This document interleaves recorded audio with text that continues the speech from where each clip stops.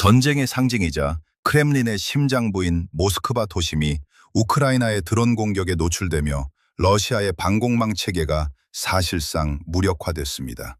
현지 시간으로 5월 9일 전승절 열차를 불과 며칠 앞둔 시점에 발생한 이번 공격은 단순한 군사적 타격을 넘어 블라디미르 푸틴 정권의 위신에 치명적인 타격을 입혔습니다. 사건은 모스크바 시내 중심가인 크렘린궁에서 불과 6km 떨어진 남서부 지역에서 발생했습니다. 우크라이나 드론 한 대가 러시아가 자랑하던 다층 방공망을 뚫고 모스크바 상공에 진입해 고급 주거용 마철로인 도나모스필름 모보이 빌딩 36층을 직격했습니다. 세르게이 소베닌 모스크바 시장은 해당 건물 벽면이 파손되고 파편이 주변에 흩어졌으며 인근 차량이 파손되는 등 상당한 물적 피해가 발생했다고 공식 확인했습니다. 이번 공격이 발생한 지점은 세르비아 대사관 등 주요 외교시설이 밀집한 고급 주택가로 푸틴 대통령이 전승절 행사를 주재할 붉은 광장과 매우 인접한 곳입니다. 러시아 국방부는 하룻밤 사이 117대의 드론을 요격했다고 발표하며 피해를 축소하려 했으나 브누코보와 도모데도보 등 주요 공항의 운영이 제한되는 등 혼란은 피할 수 없었습니다. 특히 이번 타격은 푸틴 대통령이 전승절을 앞두고 미국 도널드 트럼프 대통령과의 통화 등을 통해 제안한 일시적 휴전 구상이 무색해진 시점에 이루어졌습니다. 우크라이나는 이번 공격을 통해 러시아의 방공망이 수도조차 완벽히 보호하지 못한다는 사실을 전 세계에 증명했으며 이는 곧 다가올 전승절 행사에 대한 강력한 경고 메시지로 해석되고 있습니다. 우크라이나 드론의 모스크바 심장부 타격 이후 러시아 내부의 권력 갈등과 푸틴 대통령의 극도로 높아진 경계태세에 대한 구체적인 정황들이 드러나고 있습니다. 유럽 정보기관에 유출된 보고서와 CNN 등 주요 외신들에 따르면 현재 크렘린궁은 우크라이나의 공격보다 푸틴 대통령의 최측근 내부에 의한 쿠데타나 암살 시도 가능성에 대해 극도의 공포를 느끼고 있는 것으로 나타났습니다. 특히 이번 보고서는 푸틴 대통령이 최측근인 군 장성들과 올리가르이들을 잠재적 위협으로 간주하고 있다고 명시했습니다. 대표적인 인물로 세르게이 쇼이구 전 국방장관이 지목되었습니다.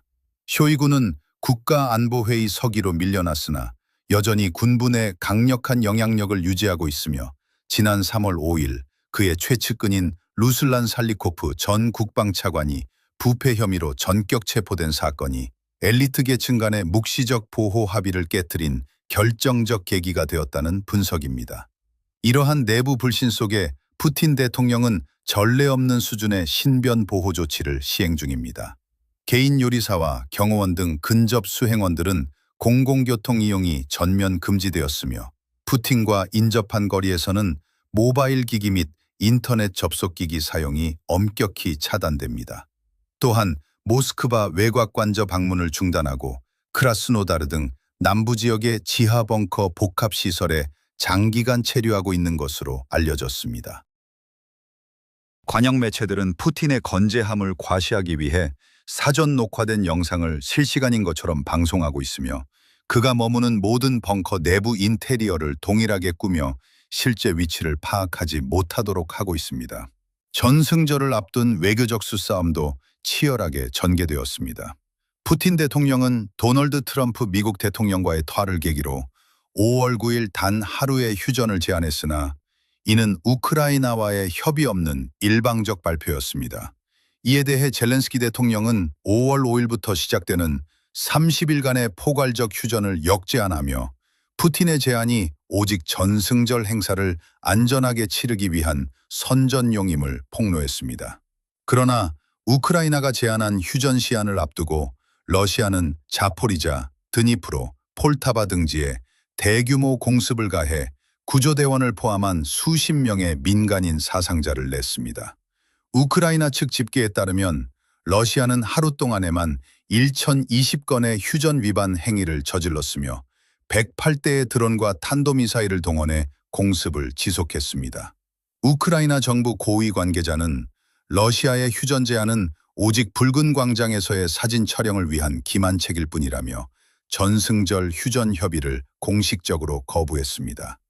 2026년 5월 9일 러시아의 전승절 행사는 과거의 군사적 위용 대신 전쟁의 참혹한 현실과 정권의 고립을 드러내는 자리가 되었습니다. 2007년 이후 처음으로 붉은 광장의 열병식에서 탱크와 장갑차, 미사일 발사대 등 중장비 행렬이 전면 제외되었습니다. 드미트리 페스코프 크렘린궁 대변인은 이를 키이우 측의 테러 위협에 따른 보안 조치라고 설명했으나 이는 사실상 러시아 국방부가 자국 수도에서도 군사 장비를 보호할 능력이 없음을 자인한 것으로 풀이됩니다. 과거 푸틴 대통령 옆을 지키던 외국 정상들의 모습도 사라졌습니다.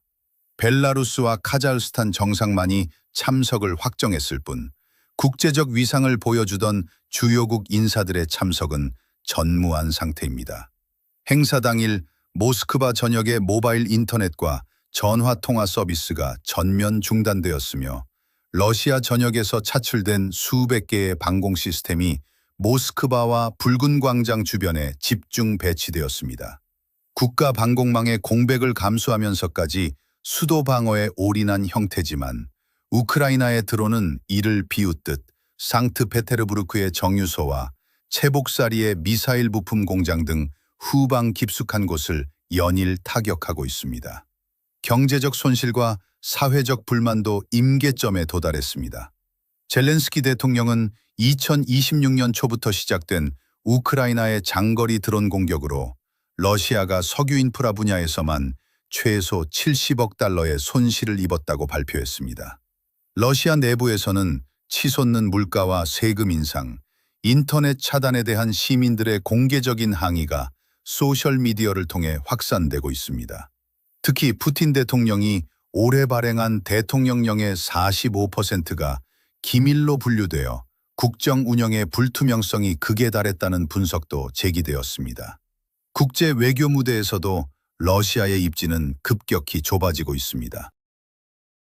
전통적인 러시아 영향권이었던 아르메니아에서 유럽 정치 공동체 정상회의가 개최되었으며 슬로바키아의 로베르트 피초 총리 등 친러 성향으로 분류되던 유럽 지도자들조차 우크라이나의 EU 가입 지지로 선회하고 있습니다. 또한 스웨덴 당국이 러시아의 제재 회피용 그림자 함대 유조선들을 무기한 억류하기 시작하면서 러시아의 에너지 수출 가용 자원도 차단되고 있습니다. 결국 이번 5월 9일 전승절은 러시아의 승리를 기념하는 날이 아닌 지하벙커에 고립된 지도자와 심장부까지 뚫린 방공망, 그리고 전장에서 매달 보충 인원을 상회하는 사상자를 내고 있는 러시아군의 현실을 상징하는 날이 되었습니다. 모스크바 마천루에 박힌 우크라이나 드론은 이 전쟁의 흐름이 어디로 향하고 있는지 전 세계에 가감없이 보여주고 있습니다.